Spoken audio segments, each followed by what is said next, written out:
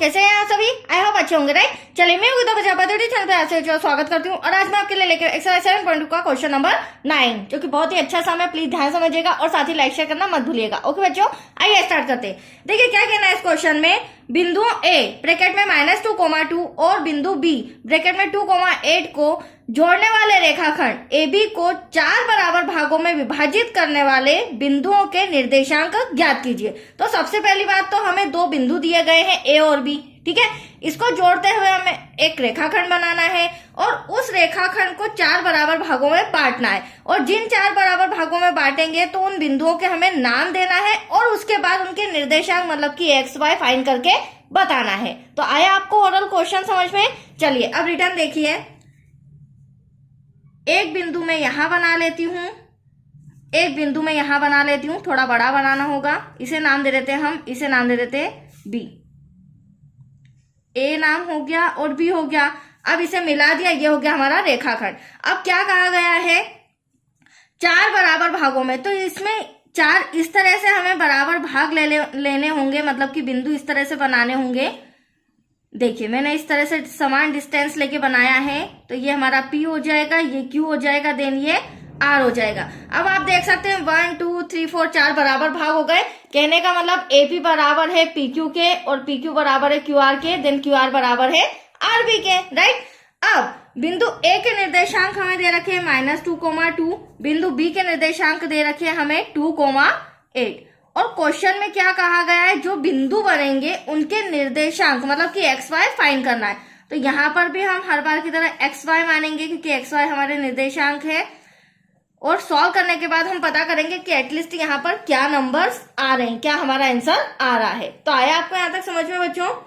चलिए अब हमें करना क्या होगा, ये तो मैंने आपको बता ही दिया है कि आपस में बराबर है क्योंकि हमें बराबर भागों में इसे विभाजित करना था।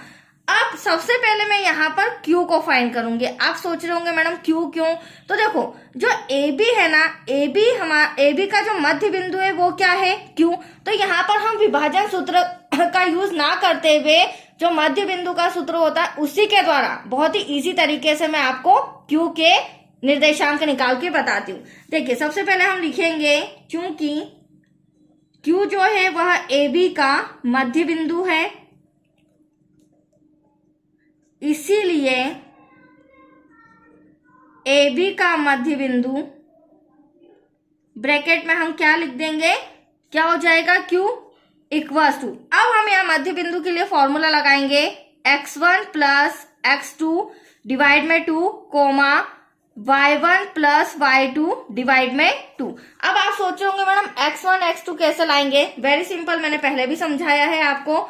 ये हो जाएगा मेरा A, क्योंकि मैंने बिंदु A और B लिया है, तो ये मेरा x1 हो जाएगा, ये मेरा y1 हो जाएगा, ये मेरा x2 हो जाएगा, देन ये y2 हो जाएगा, राइट।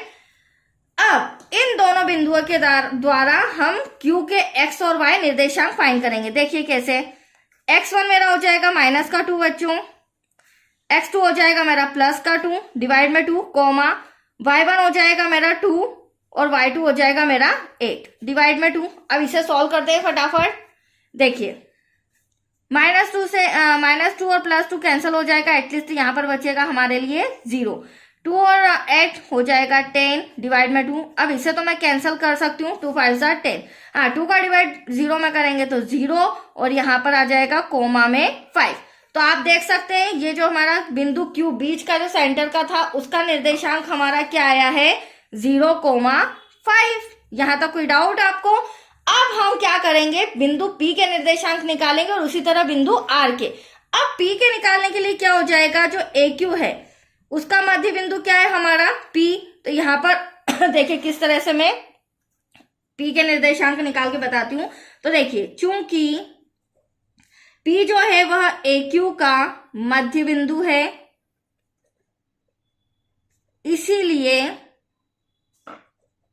AQ का मध्य बिंदु ब्रैकेट में लिखेंगे P इक्वल्स टू, वही फॉर्मूला हो जाएगा बच्चों हमारा x1 प्लस x2 डिवाइड में 2 coma y1 plus y2 divide में 2 ब्रैकेट क्लोज।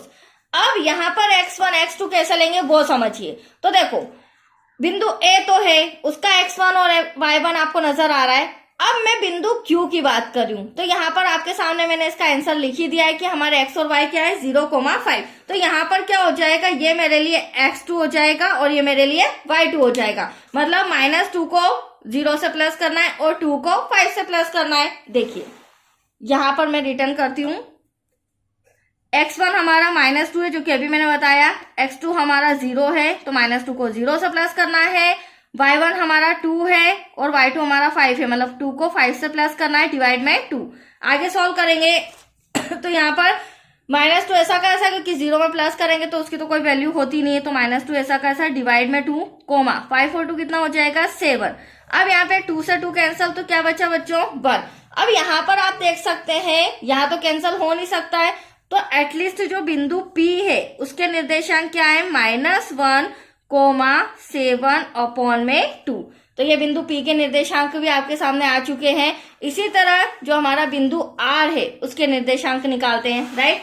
तो R जो है बच्चों वो भी समझ लीजिए, वो QB का क्या है मध्य बिंदु। तो एटलीस्ट अब जो हमारा Q होगा ये हमारा x1 और y1 हो जाएगा। क्या होगा ये हमारा x1 और y1, क्योंकि B तो जो x2 y2 दे ही रखा है। तो चलिए अब बिंदु हम R फाइंड करते हैं। देखिए यहाँ पर चूंकि हर बार की तरह पूरा सिस्टमेटिक सम सॉल्व करना है हमें, चूंकि R जो है वह QB का मध्य बिंदु है, इसीलिए QB का मध्य बिंदु ब्रैकेट में R इक्वल्स टू वही फॉर्मूला हो जाएगा x1 प्लस x2 डिवाइड में 2, coma y1 plus y2 divide में 2। चलिए अब इसके बिंदु हम लिख लेते हैं। तो अभी मैंने बताया था, अब हम क्या करेंगे, x1 0 को प्लस करेंगे 2 से और 5 को प्लस करेंगे 8 से, ठीक है, x1 y1 x2 y2। तो देखिए यहाँ पर x1 हो जाएगा मेरा 0 प्लस x2 हो जाएगा मेरा 2 डिवाइड में 2, कोमा y1 हो जाएगा मेरा 5 प्लस y2 हो जाएगा मेरा 8, देन डिवाइड में 2। अब देखिए सॉल्व करते हैं, 0 में 2 प्लस करेंगे 2 ही आएगा, कोमा 8 और 5 कितना हो जाएगा 13 डिवाइड में 2। अब यहाँ पर ये तो कैंसिल नहीं हो सकता, 2 से 2 कैंसिल हो सकता है, तो यहाँ पर क्या बचा एटलीस्ट हमारे पास 1 कोमा 13 डिवाइड में 2। ये आए हैं हमारे बिंदु R के निर्देशांक। तो आया समझ में, तीनों के निर्देशांक फाइंड कर दिए हैं बच्चों। अब लास्ट में हम लिख लेते हैं Q P Q R, तीनों के निर्देशांक मैं बता देती हूँ। तो बिंदु जो P है उसके निर्देशांक आए -1,7/2, राइट। बिंदु जो Q है उसके निर्देशांक है हमारे 0,5। उसी प्रकार जो बिंदु R है उसके निर्देशांक है हमारे ब्रैकेट में 1,13 डिवाइड में 2। That's your answer. और यही हमें फाइंड करना था। तो आप देख सकते हैं तीनों के निर्देशांक आ चुके हैं। ओके बच्चों, तो आज के लिए इतना ही। नेक्स्ट वीडियो मिलेगा क्वेश्चन 10 से रिलेटेड, जो हमारा इस एक्सरसाइज का लास्ट सम होगा। ओके, थैंक यू बच्चों।